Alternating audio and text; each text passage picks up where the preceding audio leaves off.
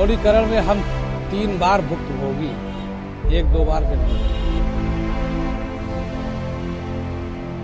हमारा आदमी खत्म हो गया 11 मई का, साल भर पूरा भवा है। हमको बनवा के देते, टूट गया ठीक है कोई बात नहीं, हमको बनवा के देते कोई बात न होती। किसी की रोजी रोटी छीन जाएगी तो पूरा परिवार समझ लीजिए मृतक हो जाता है। यहाँ तो हमने अपनी आंखों से देखा, लोगों की भरी भराई दुकान तोड़ दी गई है और लोग जो है संतोष करके चले गए। राम मंदिर बनने का कई सौ साल इंतजार करने के बाद मोदी सरकार ने अयोध्या में राम मंदिर तो बना दी, लेकिन ऐसा क्या हुआ कि राम मंदिर बनने के बाद भी अयोध्या वासियों ने बीजेपी को सिर पर बैठाने के बजाय जमीन पर गिरा दिया। अयोध्या वासियों के इस फैसले को लेकर बीजेपी आहत है, क्योंकि अयोध्या वासियों ने उनकी राजनीतिक जड़ पर ही गंभीर चोट पहुंचाई है। चुनाव से पहले अयोध्या में बीजेपी की पूरी हवा के बीच प्रत्याशी लल्लू सिंह की जबरदस्त हार ने सबको चौंका दिया है। क्या है अयोध्या वासियों के इस फैसले का राज? मंदिर बनने के बाद भी क्यों बीजेपी से नाराज हैं रामनगरी के लोग? आइए दिखाते हैं इस खास रिपोर्ट में।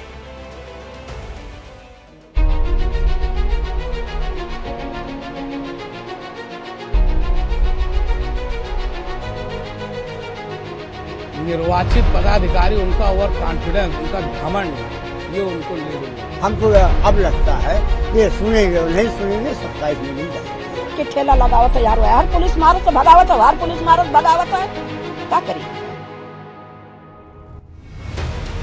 अयोध्या में हुई बीजेपी की करारी हार के बाद देश भर में अयोध्या वासियों और उनकी निष्ठा पर सवाल उठ रहे हैं। सोशल मीडिया के जरिए अयोध्या के वोटरों पर निशाने साधे जा रहे हैं, लेकिन वास्तव में अयोध्या वासियों के दिलों में बीजेपी के खिलाफ नाराजगी क्यों थी? उसका कारण माना जा रहा है कायाकल्प के नाम पर तोड़फोड़ करता ये बुलडोजर, जिसके जरिए अयोध्या में बड़े पैमाने पर घरों को तोड़ दिया गया। पब्लिक खुद बता रही है कि तोड़फोड़ के बदले में पब्लिक को परेशानियों के सिवा और कुछ नहीं मिला। हाँ, ये तो बात सही है कि हमने सोचा कि चलो भाई अच्छा दिन आएगा, बढ़िया रोटी दाल रोटी चलेगा, मगर अब मकान सब टूट गया सबका, फिर से पैसा लगा के बनवाए। जिसके पास नहीं पैसा है वो कैसे बनवाए?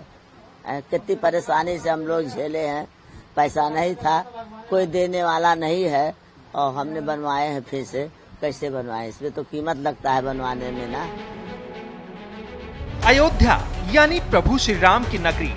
2024 का चुनाव खासकर उत्तर भारत में राम के इर्द गिर्द ही माना जा रहा था। बीजेपी भी बड़ी सियासी मुरादें पाले बैठी थी। लोग ये मानकर चल रहे थे कि लोकसभा चुनाव में न सिर्फ अयोध्या बल्कि पूरे प्रदेश में बीजेपी का परचम लहराएगा, लेकिन अचानक सब कुछ इसके उलट हुआ। अयोध्या में बीजेपी के प्रत्याशी लल्लू सिंह सपा के अवधेश प्रसाद के हाथों 54,567 वोटों के बड़े अंतर से हार गए, यानी कि राम की नगरी में बीजेपी सियासी रूप से बाहर हो गई।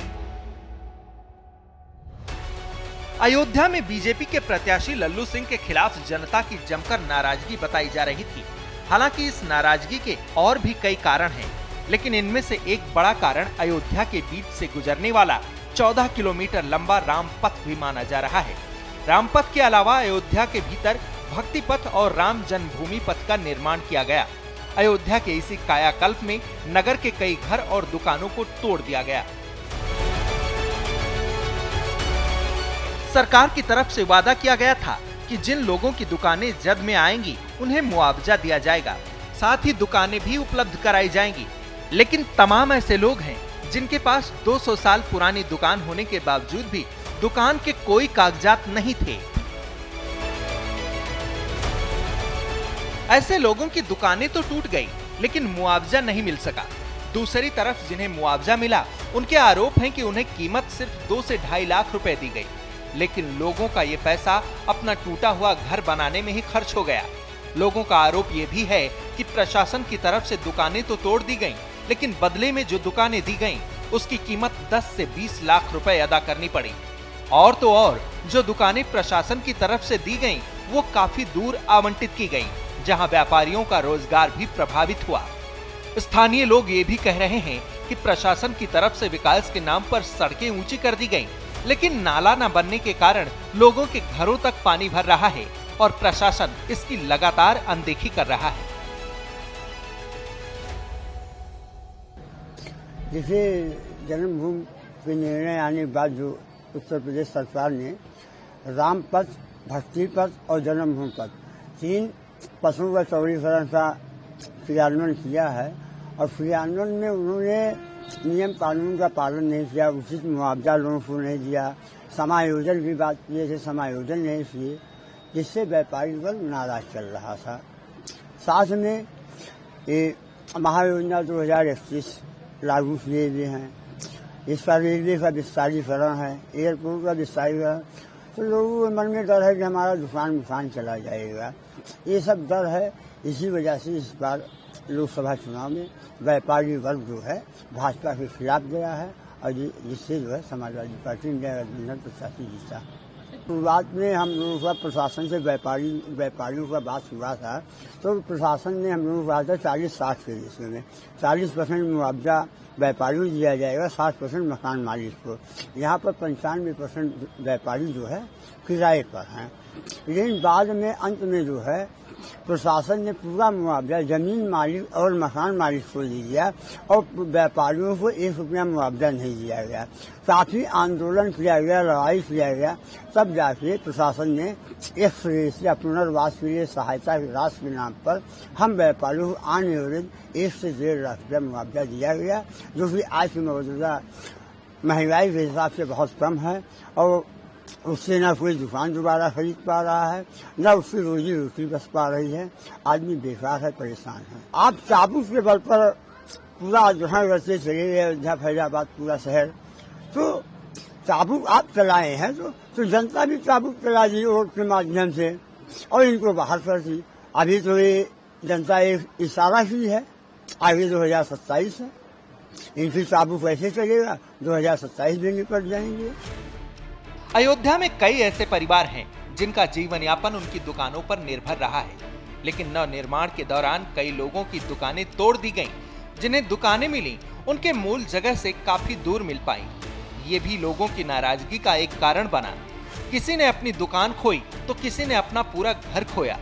अब लोग अपने घर से बाहर किराए के घर में रह रहे हैं और सरकार के खिलाफ अपनी नाराजगी जता रहे हैं।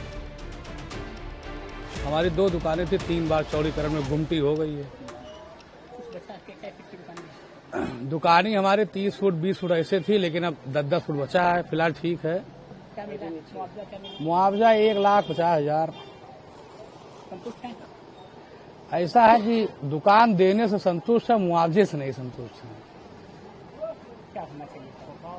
होना ये चाहिए था कि भाई जैसे बहुत सी यहाँ जनता पैसे के लिए नहीं मर रही है, और आपने यहाँ 10 फुट की अगर जमीन ले ली सड़क चौड़ीकरण में या किसी चीज के अधिग्रहण में, तो जो आपने वादा यहाँ की जिला प्रशासन ने किया कि लोगों का पुनर्वास कर देंगे, और जब पुनर्वास करने का समय आया तो आप 20 लाख, 30 लाख, 50 लाख, गुप्तार घाट की मार्केट में 70 लाख की दुकान उठी है बोली में।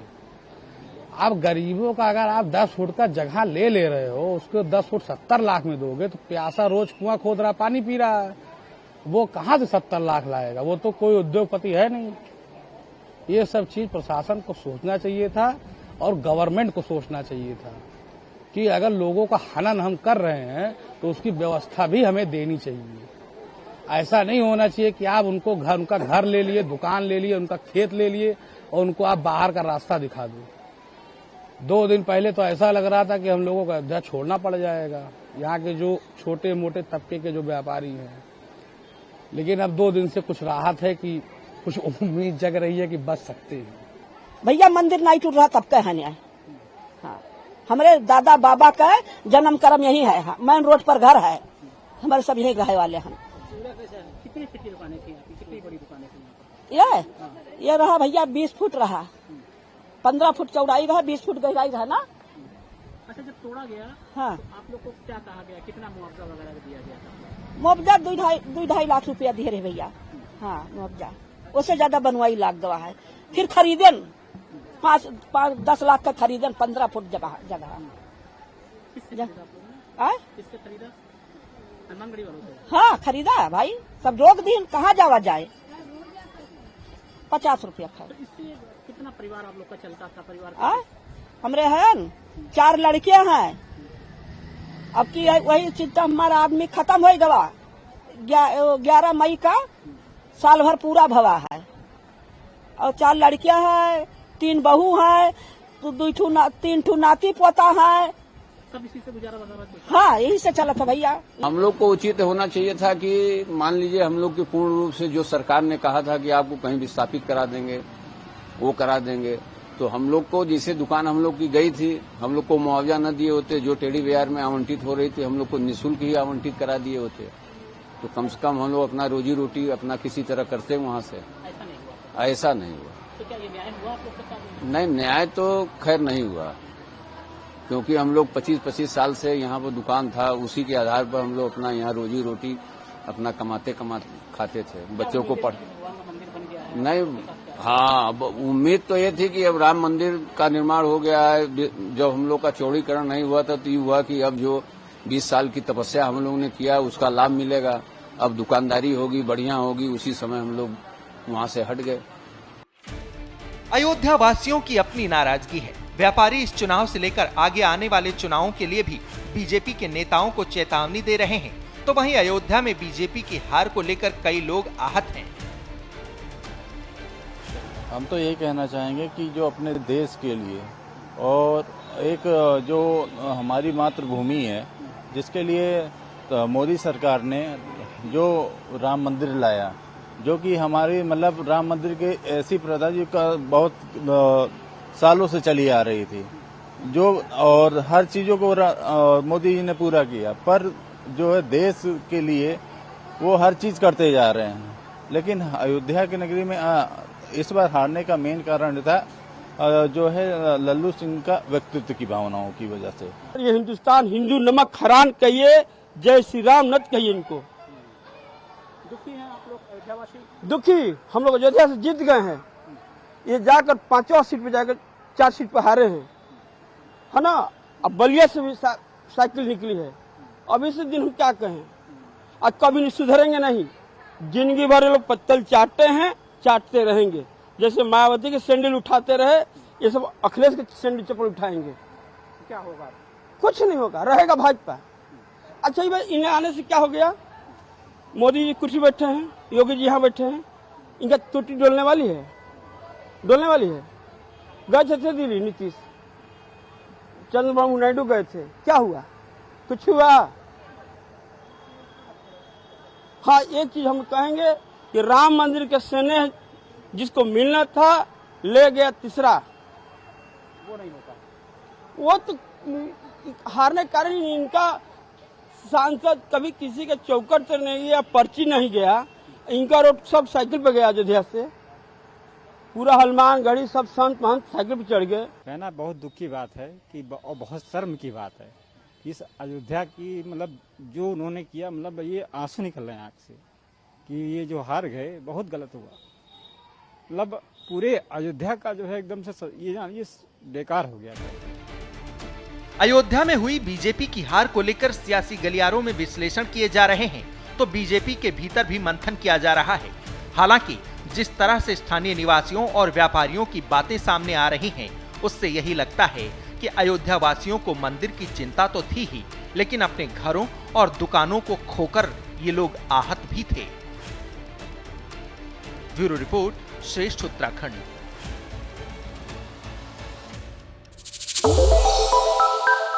श्रेष्ठ उत्तराखंड पर खबरों से जुड़े रहने के लिए चैनल को सब्सक्राइब और लाइक करें, बेल आइकन दबाएं और देखते रहें श्रेष्ठ उत्तराखंड।